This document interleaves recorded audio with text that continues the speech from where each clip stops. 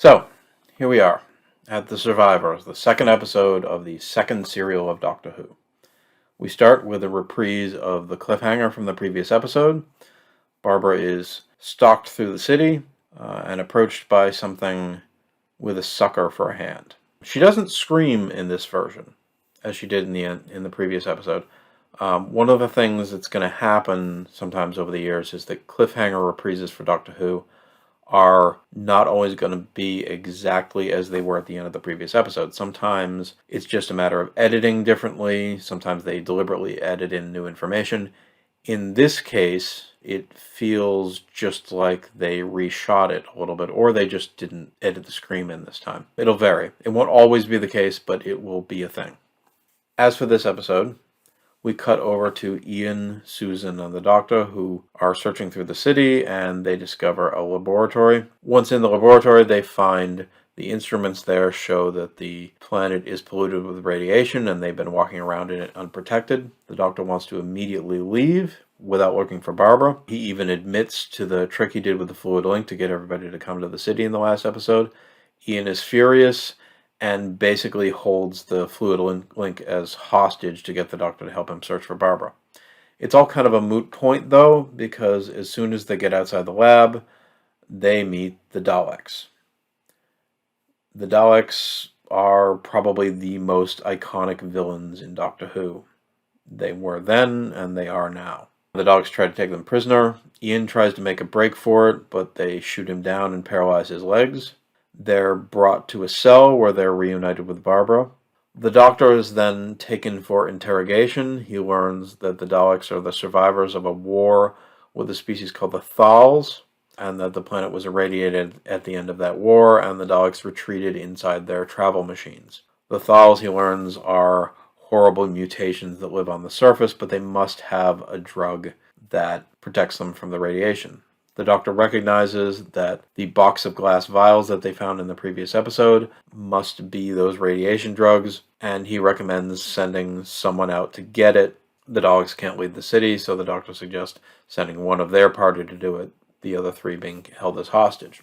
The Daleks agree. Ian can't go because his legs still don't work, so Susan is forced to go. She makes her way through the jungle, followed by probably the same thing that followed her in the previous episode, and gets to the TARDIS, retrieving the drugs, but now she's going to have to go back into the forest. And that's how The Survivors ends. Generally speaking, I would say that while the previous episode was concerned with building atmosphere, this episode is more about world building. We're learning more about this planet that they're on, who lives there, what the dynamics are between the groups that live there. It's less concerned with atmosphere and more about you understanding now what it was that was creating the atmosphere in the previous episode. We also get radiation, one of Terry Nation's favorite tropes. I think I'm going to create the Terry Nation bingo card for his tropes. Radiation definitely deserves a spot on it. We also add the Dalek perspective in this episode. That kind of disrupts the traveler's eye view that we got in the previous episode, but as I said when we were talking about that episode, that's not a sustainable approach. It's a great beginning, but you do need to eventually expand on it. You need to learn the context for all the things that people are seeing. This episode also gives us some great opportunities for character exploration. I don't want to say character development because everybody's pretty much the same they were at the end of the episode that they were at the beginning of the episode, but just examination of who the characters are. We're still very early on in the series, and it's interesting to explore things about these characters that we just haven't seen yet. Let's start with the big one, the Doctor. We see in this episode that he's very, very observant and that he reasons very well. Now, those are very obvious things about the Doctor these days, but they weren't actually as evident at this point in the series. The previous serial had the Doctor talk a lot about how much smarter he was than everyone else, but he hadn't actually displayed that much conspicuous intelligence. He'd done a few clever things, but Ian had done a bunch of clever things too, and even so had Barbara and Susan. This is the story where the Doctor starts to prove just how smart he is and how observant he is. He's the one who notices the ticking that leads them to the laboratory. He's the one who notices that the ink on the drums, on the instruments in the laboratory are still wet, which lets them all know that this is still a functional society, not just a dead one. He reasons out that the war must have ended with a neutron bomb, which left all the structures intact but killed all the people. That's something that's later confirmed by the Daleks. He also figures out that the box of vials they found must have been anti-radiation drugs just by listening to what the Daleks are saying about the Thals. We also see in this episode that the Doctor can be very pragmatic. I find it interesting that he admits to his trick with the fluid link from the previous episode almost immediately. He doesn't try to prevaricate and save face. He recognizes that it's more important to get that out of the way so that they can escape from the radiation. But he's also pragmatic to the point of ruthlessness. He wants to leave before they find Barbara. He's only really concerned with himself and Susan's safety. At this point, he still doesn't seem to value Ian and Barbara as people, although we do see that he kind of values them as tools to get things done. When he's talking to the Daleks later, he suggests sending someone to get the box of files, and it's very obvious that he's talking about Ian. He even uses the he pronoun to discuss it. There's an interesting conversation between Ian and the Doctor early in the episode when they're in the laboratory. The Doctor notes the advanced equipment they've found and says this means that they're in the midst of an advanced intelligent civilization. Ian asks the question, but what do they use their intelligence for? What form does it take? And the Doctor sort of blows him off and says, oh, as if that matters. This speaks to a theory I've had about the Doctor this early on in the series for a while. I think that at this point, the Doctor views intelligent as good and ignorant as evil, and it is that simple and that binary for him. You may note that this fits entirely with his attitude he displayed toward both the cavemen and Ian and Barbara in the previous serial. I think that at this point, the Doctor has never encountered anything truly evil, and that allows him to maintain that viewpoint of intelligence is good, ignorant is evil, as if those are the only things that matter. I know later we'll find out that he's probably met the Celestial Toymaker before this, but we'll get to that when we get to the Celestial Toymaker. So at this point, the Doctor thinks the only measure of good and evil is intelligence or lack thereof. This will be the serial that changes that viewpoint.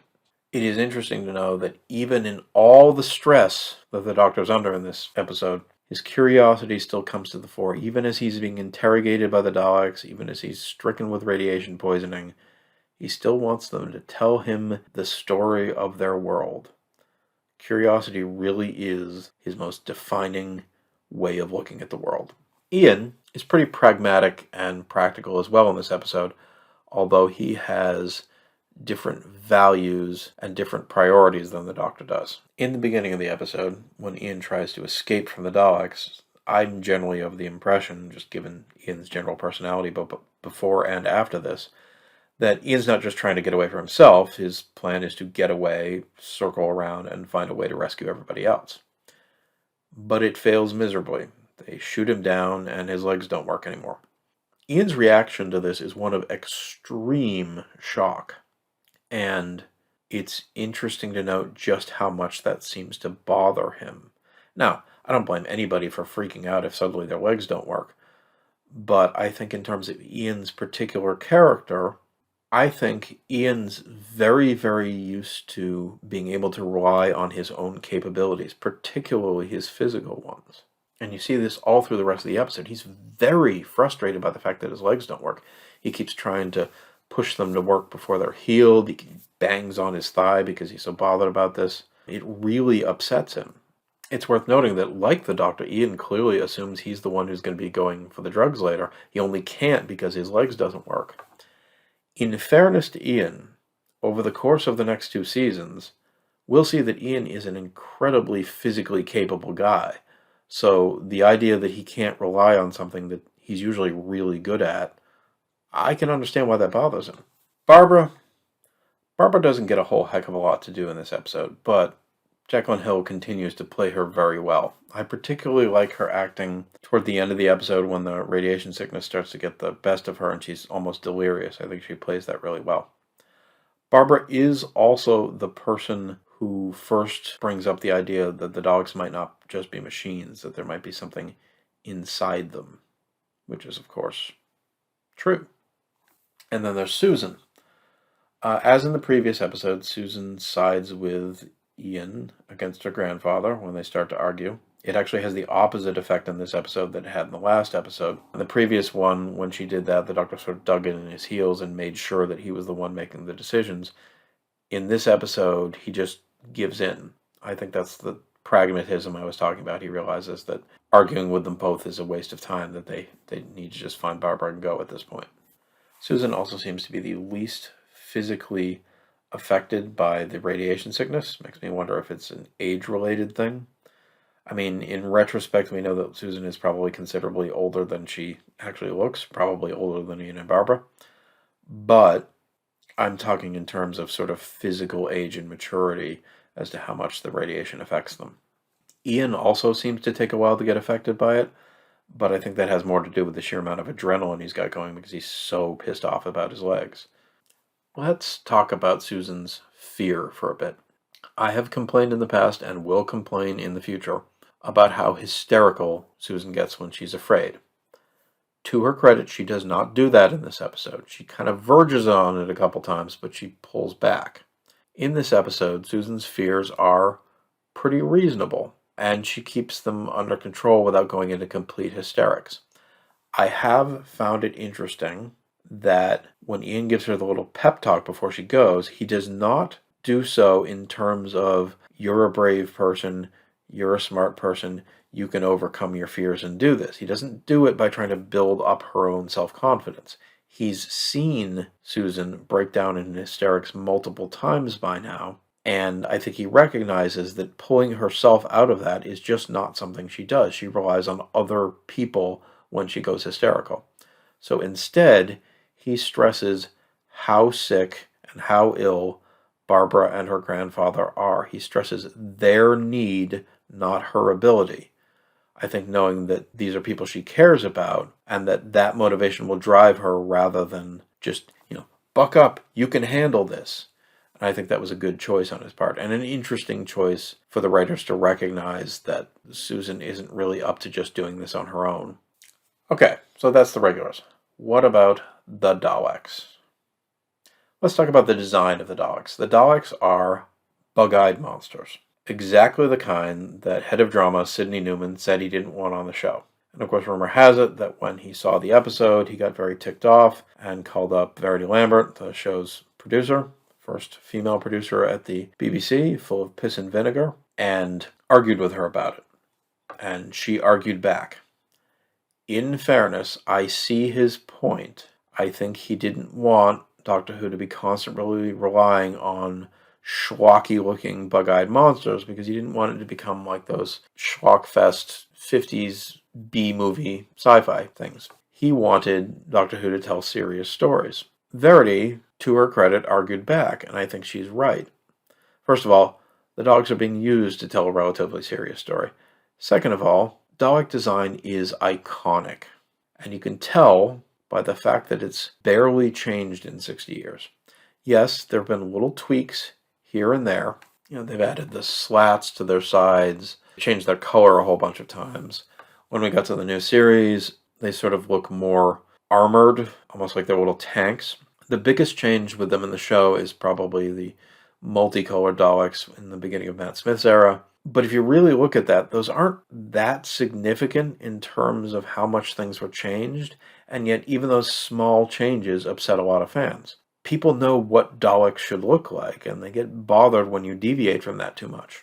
During the 90s, when they were talking about rebooting to an American series, they were talking about what they called spider Daleks, which would unfold and have little legs and walk around in kind of spider fashion. I've even seen animatics of what they were supposed to look like, and I have to say, I hate the idea of spider Daleks. Daleks should not have legs. The only way in which I would ever want spider Daleks to show up in the series is some sort of experiment that the other Daleks just declare a failure and exterminate them all. I'll say it again. Daleks should not have legs. So what makes the Daleks so iconic? Well, they're not people in makeup. They are completely non-human. They're completely alien. They're also very short, which leads to the impression that they have a bit of a Napoleon complex, which I think works very well for Dalek attitude. It's also interesting to note that virtually every bit of Dalek design is a sort of distorted mirror of what human bodies do for their functions. Daleks have those long eye stalks instead of eyes. I noted in this episode, and I really like it, the contracting and expanding lens on the end of that. That's something that will kind of be lost over the years, although it's arguably been replaced with the sort of light up version of it in the new series, which I think works fairly well. Daleks have suckers where we have hands. They have those little flashing lights on the tops of their heads, which you'd think would be a substitute for eyes, but are actually more like a substitute for mouths. They flash as Daleks speak. In TV terms, it's so that the audience can tell which Dalek is speaking. Where we walk, Daleks roll. Even those little vents below the top of a Dalek, I've always kind of wondered if there's some sort of ventilation / breathing apparatus. About the only bit of Daleks that doesn't immediately have a sort of parallel function with humans are those spheres toward the base of the machine. And I've always assumed that those were originally created just so that the base of the machine didn't look too bare. And of course, years later, we will find that those do have a function, a rather nasty function, but that won't be until the Christopher Eccleston series. And the gun. Daleks are always armed. It's interesting that they're always armed, even at this point in their history when they live all alone in the city, not having laid eyes on the Thals since the end of the war, with no reason whatsoever to believe that they're going to encounter anything that isn't Dalek. They still all go armed. That speaks very much to the Dalek attitude, the Dalek sort of paranoia of the unknown. There really are no civilian Daleks. They can all kill at the drop of a hat, and will. Although it's worth noting that the Dalek firepower we see in this episode is not lethal, but we all know that will change fairly soon. I do kind of like the photo-negative effect they use for the Daleks firing in this episode. I think it's simple, but it's effective for the time period in which it's used. And then there's the Dalek voices. They're not quite perfected yet. The cadence is a little off, but they still have that staccato to them, and they're still loud. They still give the impression that they're shouting, which in turn gives the important impression that Daleks are always angry. Which brings us to Dalek attitude. In this episode, as we meet them, the Daleks are very assumptive that they already know the situation and they already know what's going on. For instance, they assume that the travelers are Thals, and they're resistant to the idea that they aren't. When they get the Doctor in for his interrogation, they treat it less like an interrogation and more like a confirmation. They seem less interested in learning new information from the Doctor than confirming what they already believe. At first, because the Daleks do adapt during this conversation. And that speaks to one of the things that makes Daleks so dangerous over the years. Daleks do adapt. Daleks are interestingly dual in that they are absolutely dogmatic in their attitude and their beliefs, but they are perfectly willing to adapt their methodology and their approach. It makes them terrifyingly dangerous and intelligent. That intelligence is the beginnings of starting to poke a hole in that viewpoint of the Doctors that intelligence equals good. We get the first inklings of that in this episode when the Daleks have absolutely no qualms about sending one of the travelers out alone into the jungle amongst the horribly mutated Thals. The Doctor seems quite horrified by that, even though sending someone was his idea. I think he expected more pushback than that. We also see very quickly that the Daleks just don't care about anything other than themselves. They tell the Doctor their story when he asks, but I think they don't think he's going to live very long, so who cares? And they make it abundantly clear that they have absolutely no intention of allowing the travelers to use the drugs. They're just using Susan to procure them. They're treating anything not like a Dalek, not as a person, but as a tool to be used, which is an interesting parallel to the way the Doctor's been regarding Ian and Barbara up until now. Some little things I like in the episode.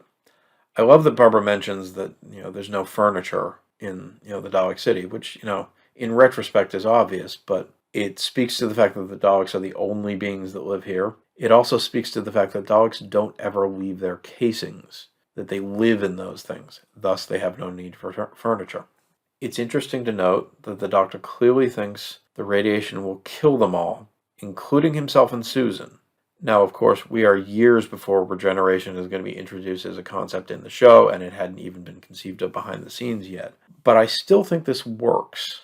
To start with, the Doctor has not regenerated before now, that he knows of. And I think it's reasonable to believe that he doesn't have as not much understanding of the process as he will, and still believes the radiation might kill him. I also just generally like, throughout the show's history, the occasional reminder, or in this case, kind of proto-reminder, that regeneration is not a get-out-of-death-free card. Time Lords can die. They can be killed before they can regenerate. Regeneration is to stave off death, not to come back from it. Plot-wise, the Daleks note that the radiation level of the planet is falling, fairly significantly actually, which will be important for later on in the serial. I really like the blocking and lighting during the Doctor's interrogation, with him in the center, kneeling, with the light on him and the Daleks in sort of semi-shadow around him. It draws the eye to Hartnell's face, but it also stresses how surrounded he is and how helpless he is. I also think it speaks to Dalek attitude that they make him kneel, gives us an example of how Daleks view anything that isn't a Dalek, even when it's helpless.